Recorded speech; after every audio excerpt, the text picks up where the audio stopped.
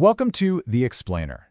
Today, we're diving into something that's on every parent and caregiver's mind: your child's hearing and vision.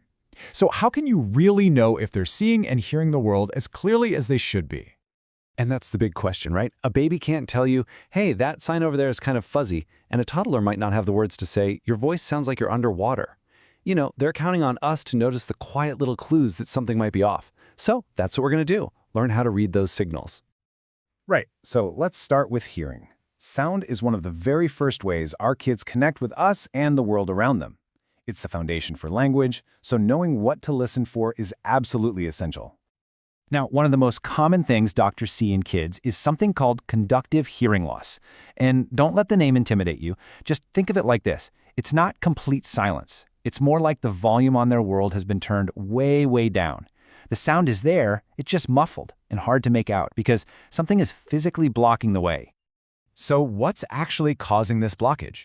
Well, you might be surprised, but a lot of the time, it's something almost every parent deals with: those pesky repeated ear infections that cause fluid to build up. Of course, other medical issues can be at play, which is exactly why those regular checkups are so important.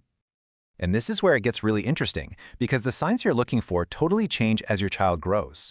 For a tiny infant, you're looking for those pre-speech clues. Are they making those classic mama or dada bobbling sounds? Does a loud, unexpected noise make them jump? But with a toddler, the clues shift to their speech and even their personality. They might talk really, really loud because they can't hear their own voice properly, or they might seem shy or zoned out when really they just can't keep up with what's being said around them.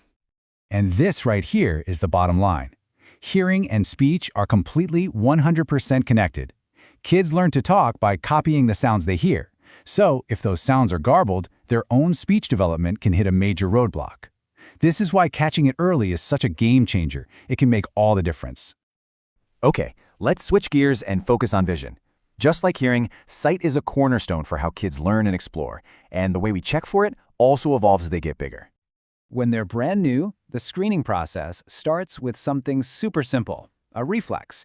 The doctor will shine a bright light and check to see if the baby blinks. It sounds basic, but it's a really important first check to make sure the eye is talking to the brain. If there's no reaction at all, that's one of the very first red flags. Now, as they get older and can interact a bit more, the tools get more specific. For kids who know their ABCs, we have the classic letter chart most of us remember. But what about a 3-year-old?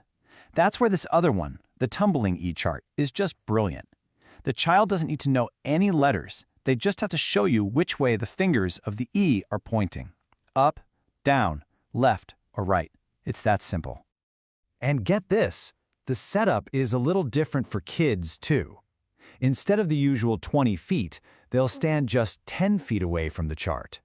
It's a small adjustment, but it's made specifically for their still developing eyes. And here's the thing, they don't have to get it perfect.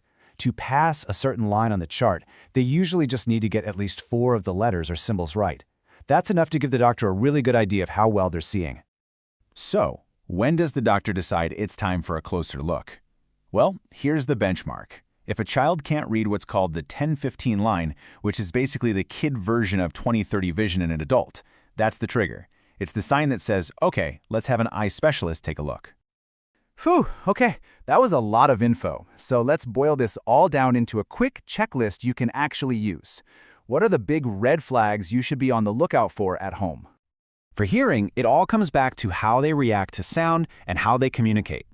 Listen for those sweet, early babbles. Notice if your toddler's voice is flat or if they seem to be shouting all the time. And always remember, what might look like they're just not paying attention could really be that they can't hear you clearly. And for vision, the clues can be just as subtle.